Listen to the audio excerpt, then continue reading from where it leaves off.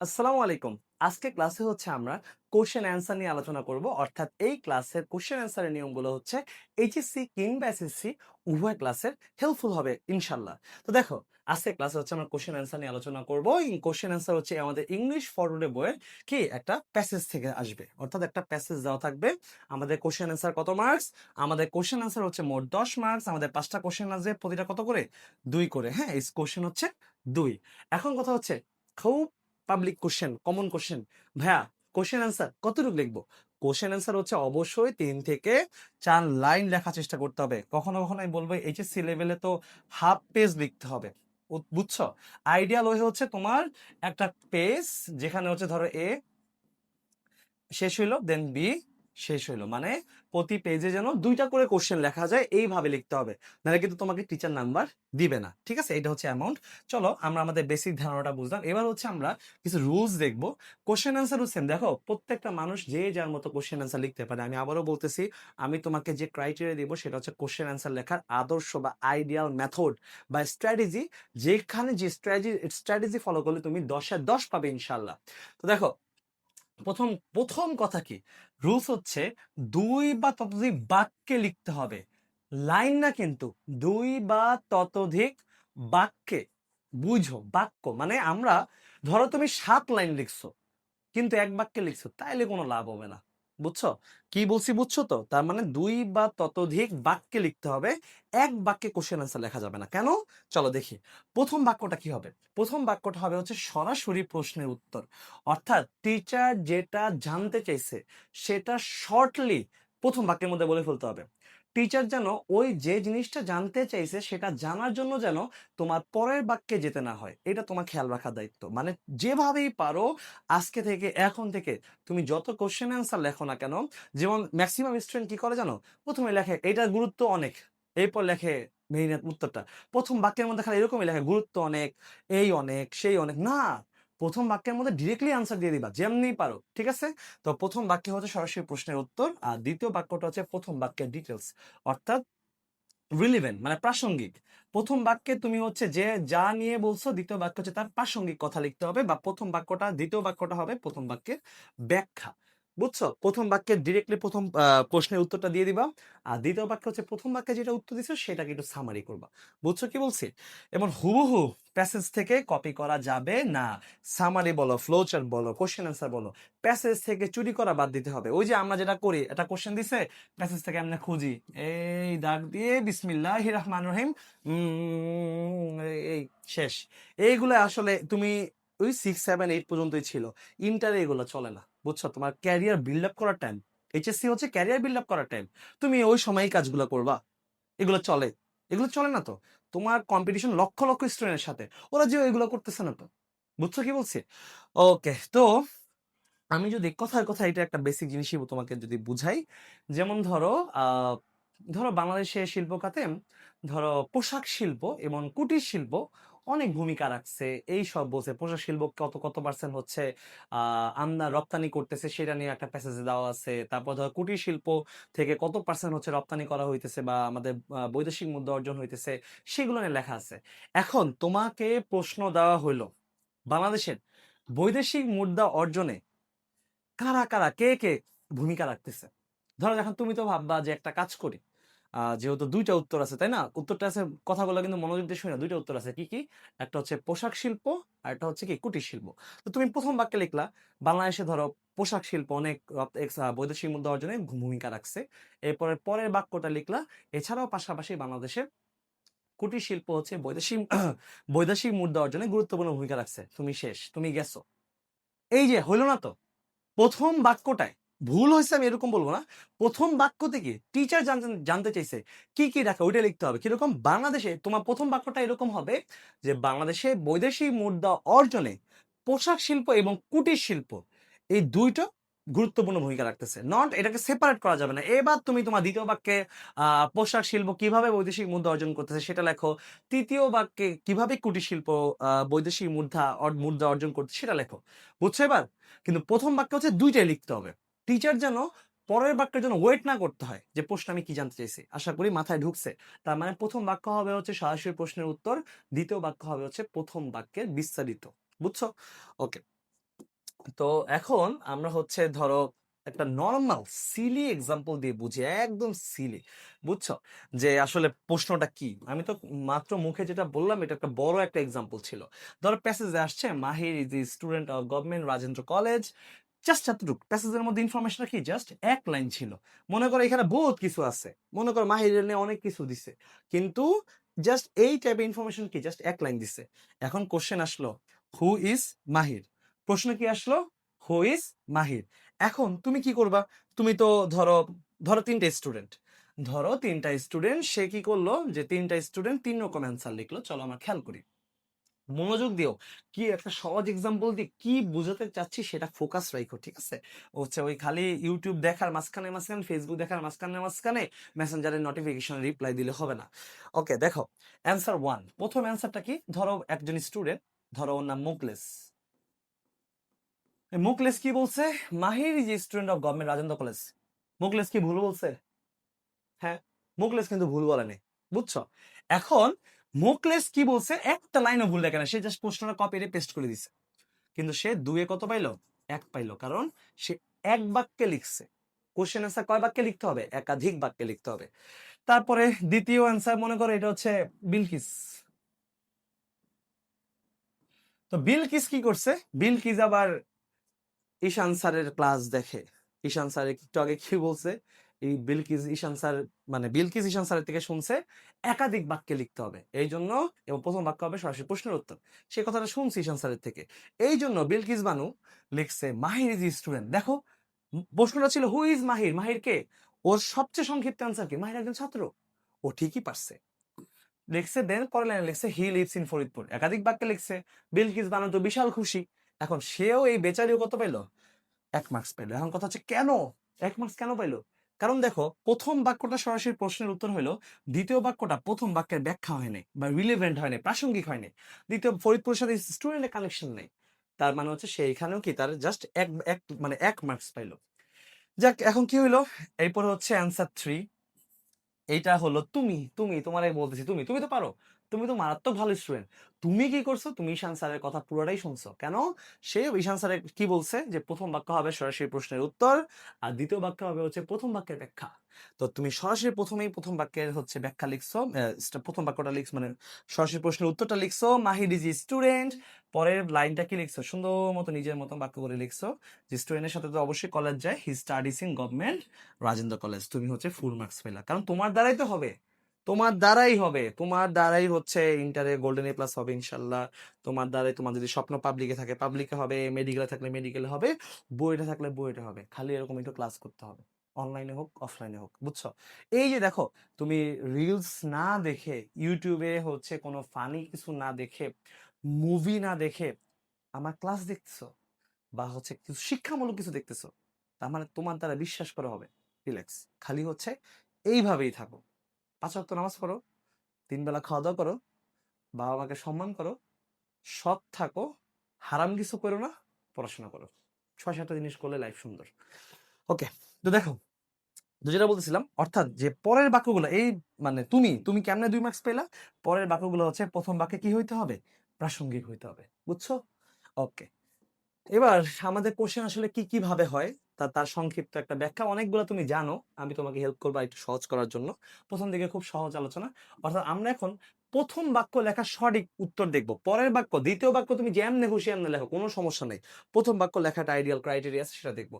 যদি who is দিয়ে question আসে তাহলে কি ফার্স্টে সাবজেক্ট, তারপরে ভার্ব, তারপরে অ্যান্সার। হ্যাঁ, আর ডু হচ্ছে যদি ডু থাকে প্রশ্নের মধ্যে, এগুলো আমরা ছোটবেলা থেকে জানি, ডু থাকলে হচ্ছে ভার্বন দিবা, ডাস থাকলে হচ্ছে ভার্বন, আর তার সাথে এস বাই এস যুক্ত করবা, ডিড থাকলে কি দিবা, ভার্ব টু দিবা। যেমন হু ইজ মাহির, এই যে সাবজেক্ট মাহির, ইজ হচ্ছে ভার্ব, ওর উত্তরটা কি, এ স্টুডেন্ট।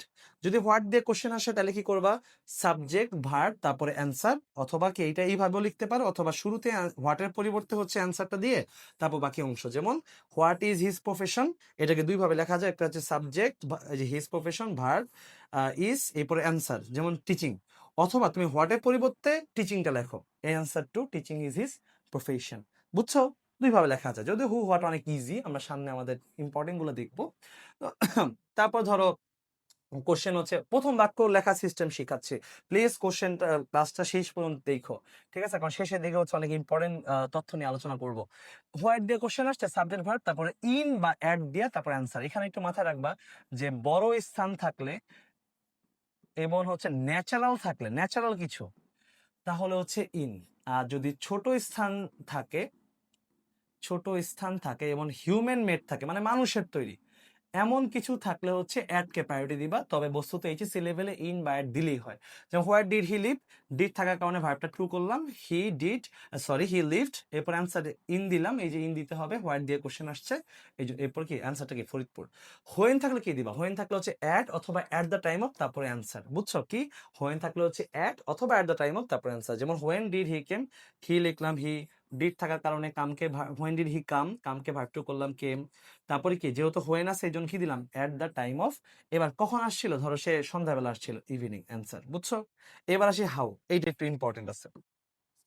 হাউ দিয়ে কোশ্চেন আসলে হচ্ছে বাই দিবা, কি দিবা, বাই দিবা, বাই দেওয়ার পর অ্যান্সারটা লিখে দিবা। আর আমরা জানি বাই একটা প্রিপোজিশন, প্রিপোজিশনের পর কি হয়, ভার্ব প্লাস আইএনজি হয় অথবা নাউন হয়, অথবা এই নাউনের পরিবর্তে যে কোনো নাউন ফ্রেজ লিখতে পারো। নাউন ফ্রেজ নিয়ে আলোচনা হচ্ছে মডিফায়ারের মধ্যে অনেক সুন্দর মতো করছি, এবং হচ্ছে আমি আমার প্রিপোজিশনের ক্লাসটার মধ্যে আমি সুন্দর মতো করছি, যেটা হচ্ছে ফেসবুক এবং ইউটিউবে ভিডিও দেওয়া আছে, তোমার মডিফায়ার ভিডিওটার মধ্যে নাউন ফ্রেজটা দেখতে পারবা। এখানে অনেক লং আলোচনা। তো যাই হোক, এক কথা হচ্ছে, এবার আমি তোমাকে যদি বলি বাই লেখা মানে না তুমি না ভার্ব প্লাস আইএনজি দিও, ঝামেলা করবা না। ওকে, যেমন how did he go to abroad, যে সে কিভাবে অ্যাব্রোডে গেল, তো লিখলাম হি, ডিড যেহেতু আছে, গো কে ভার্ব টু করলে কি হয় ওয়েন্ট, হি ওয়েন্ট টু অ্যাব্রোড। কিভাবে গেল, ধর স্কলারশিপ পাই গেছে, বাই লিখলাম, তারপরে কি স্কলারশিপ পাওয়া, পাওয়া ইংলিশ কি বলতো, গেট, গেট কে আইএনজি করে কি পাইলাম, গেটিং, গেটিং স্কলারশিপ, বুঝছো? গুড। ওকে, তারপর আসি হচ্ছে ওয়াই। ওয়াই দিয়ে কোশ্চেন করলে আমরা কি করবো এটা একটু খেয়াল করি। টিচার যদি চায় যে আমি এমন একটা কোশ্চেন করব যেটার উত্তর কোনো স্টুডেন্টের সাথে কোনো স্টুডেন্টের মিলবে না, তাহলে সে হোয়াই দিয়ে কোশ্চেনটা করবে। হোয়াই দিয়ে কোশ্চেন করলে এক একজনের অ্যান্সার এক এক রকম হয়। চলো দেখি। এবার দেখো, হোয়াই দিয়ে কোশ্চেন করলে সাবজেক্ট ভার্ব অবজেক্ট, এরপরে কি লিখবা, যেমন হাউতে বাই লিখছো, হোয়েনে হচ্ছে অ্যাট বা অ্যাট দ্য টাইম অফ শিখছো, হোয়াইরে হচ্ছে ইন বা অ্যাট লিখছো, তারপর হোয়াই থাকলে হচ্ছে বিকজ দিবা, কি দিবা, বিকজ। আর বিকজ লেখা, বিকজ মানে হচ্ছে কারণ, হ্যাঁ বিকজ মানে হচ্ছে কারণ। আর বিকজ দেওয়া মানে হচ্ছে তারপরে তুমি সাবজেক্ট নতুন করে যে অ্যান্সারটা, এটা কিন্তু অ্যান্সারের অংশ, যে অ্যান্সারটাই লিখবা সেই অ্যান্সারটা সাবজেক্ট এবং ভার্ব দিয়ে শুরু করবা, বুঝছো? কি দিয়ে শুরু করবা, সাবজেক্ট এবং ভার্ব দিয়ে। ওকে, আবার এটাকে আরো একভাবে লেখা যায়, এটা হচ্ছে একটা অ্যান্সার মেথড 1, আর এটা হচ্ছে অ্যান্সার মেথড 2টা কি দেখো, তুমি চাইলে সাবজেক্ট ভার্ব অবজেক্ট এরপর বিকজ অফ লিখলা, বিকজ অফ অথবা ডিউ টু অথবা দ্য রিজন অফ, এই তিনটার অর্থ কি জানো, এই তিনটার অর্থ হচ্ছে কারণে। বিকজ মানে কারণ, বিকজ অফ মানে কারণে, এগুলোর পরে নতুন করে সাবজেক্ট ভার্ব আনলে হবে না। এরপরে তুমি যে অ্যান্সারটা লিখবা, মানে এই যে সাবজেক্টের পর একটা ভার্ব দিতে না, ওই ভার্বটা মানে উত্তরে যে ভার্বটা দিতে, ওই ভার্বটাকে ভার্ব প্লাস আইএনজি করতে হবে, কারণ অফ টু বা এগুলা ফ্রেজ, আমরা জানি because of, due to, the reason of হচ্ছে একটা ফ্রেজ, আর আমরা জানি ফ্রেজের পর যে ওই যে এই ধরনের ফ্রেজের পর কি মূল ভার্বটা ভার্ব প্লাস আইএনজি হয়, কিংবা প্রিপোজিশনের পর ভার্ব প্লাস আইএনজি হয়। ভার্ব প্লাস আইএনজি অথবা নাউন ফ্রেজ দিবা, তবে আমি বলবো ভার্ব প্লাস আইএনজি দেওয়ার চেষ্টা করতে হবে। যেমন আমরা দুটো এক্সাম্পল দেখি। Why did he go to Dhaka, এটা কয়েকভাবে লেখা যায়। যেমন যেহেতু ডিড আছে, গো আছে, তাহলে কি হি ওয়েন্ট টু ঢাকা বিকজ, ধরো সে কেন গেল, কারণ সে একটা প্রোগ্রামে অ্যাটেন্ড করেছিল, তাহলে হি অ্যাটেন্ডেড, এই যে নতুন করে সাবজেক্ট আনলাম, হি অ্যাটেন্ডেড অথবা he had attended a programme.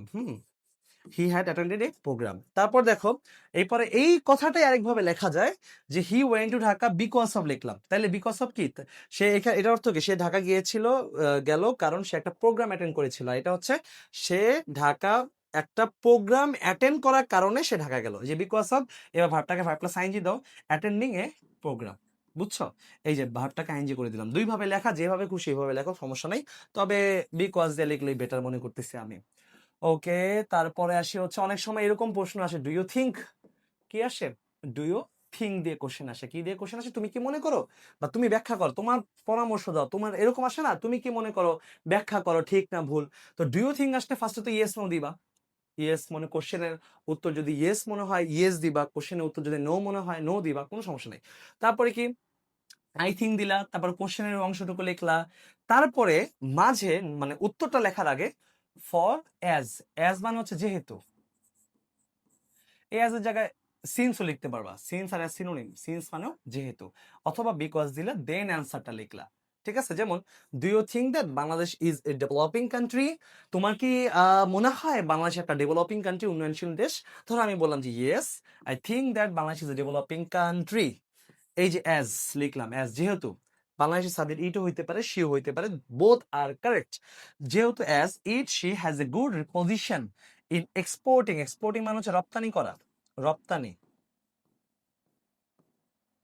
ধরো আমি এমনি জাস্ট বলছি একটা উদাহরণস্বরূপ, in exporting garment products or other things to the outer world, অর্থাৎ বাংলাদেশে একটা ভালো পজিশন আছে যে গার্মেন্ট পোশাক শিল্প অথবা অন্যান্য জিনিস বহির্বিশ্বে যেহেতু এটা এক্সপোর্ট করে, রপ্তানি করায়, কি বাংলাদেশ আস্তে আস্তে উন্নয়নশীল হচ্ছে। মানে বাংলাদেশ উন্নতি হইতে উন্নয়নশীল হচ্ছে কেন? কারণ বাংলাদেশ হচ্ছে পোশাক শিল্প বা অন্যান্য কুটির শিল্প বা হস্তশিল্প এগুলো হচ্ছে বিদেশে পাঠাইতেছে, রপ্তানি করতেছে এবং বৈদেশিক মুদ্রা অর্জন করতেছে, এইভাবে হচ্ছে দেশটা আস্তে আস্তে কি উন্নয়নশীল হচ্ছে। আমি এই কথাটা লিখছি। তো দেখো এখানে আমি সেন্টারে কি অ্যাজ ব্যবহার করছি, দেন নতুন করে আমি আবার উত্তরটা লিখছি, যে উত্তর মানে যে কারণে বাংলাদেশটা উন্নয়নশীল, বুঝছো? ওকে, এবং সাথে কি ওপিনিয়ন থাকতে পারে, যেমন এরকম কোশ্চেনের মধ্যে থাকতে পারে give give your opinion in 2 or 3 sentences, এইভাবে হচ্ছে লিখতে পারে। তো এই ক্রাইটেরিয়াতে হচ্ছে এটা লিখবা, বুঝছো? ওকে, ওকে, তারপর আসি হচ্ছে অনেক সময় লিস্ট বা হাউ মেনি, এইভাবেও কিন্তু কোশ্চেন জানতে চায়। হ্যাঁ, যে কি কি কি হাউ মেনি, সে কিভাবে কিভাবে কি করলো, কিভাবে কি করলো, লিস্ট জানতে চায়। এগুলোর ক্ষেত্রে কি করবা দেখো, যদি হচ্ছে ব্যাখ্যা, দুইটা জিনিস থাকে, একটা হচ্ছে ব্যাখ্যা জানতে চায় না, হাউ মেনি দিয়ে কোশ্চেন থামাই দিছে। আরেকটা হাউ মেনি দিয়ে কোশ্চেন করে বললো ডিসকাস ইন ব্রিফ, ব্রিফ মানে হচ্ছে ব্যাখ্যা, BRIEF, সংক্ষেপে ব্যাখ্যা করো, এটা মানে হচ্ছে ব্যাখ্যা, ডিসকাস, ডিসকাস ইন ব্রিফ, সংক্ষেপে ব্যাখ্যা আর কি। সংক্ষেপে ব্যাখ্যা। তো ব্যাখ্যা না জানতে চাইলে, যদি না জানতে চাই তাহলে ফার্স্টে সাবজেক্ট ভার্ব সাচেস, এটা পরিবর্তে লাইকও দিতে পারো, দেন অ্যান্সার। সাচেস বা লাইক মানে হচ্ছে যেমন, উদাহরণস্বরূপ আর কি। হ্যাঁ, আর যদি ব্যাখ্যা জানতে চায় তাহলে কি সাবজেক্ট ভার্ব, তারপরে are given in the below, are given in the below মানে হচ্ছে নিম্নে উল্লেখ করা হলো, বুঝছো? ব্যাখ্যা জানতে চাইলে এরকম লিখবা, যেমন ধরো how many things does a man need to be healthy, ঠিক আছে, যে একটা মানুষের আসলে মানে হেলদি হইতে হইলে হ্যাঁ কি কি দরকার, ঠিক আছে? তো দেখো এ ম্যান নিডস, খেয়াল করো কি বলছে, a man needs many things to be healthy, একটা মানুষের আসলে অনেক কিছু দরকার, ঠিক আছে? A man needs many things to be healthy, এই যে সাচেস, সাচেস কি দিলাম, walking, dieting, doing exercise, ETC, ঠিক আছে এইটা।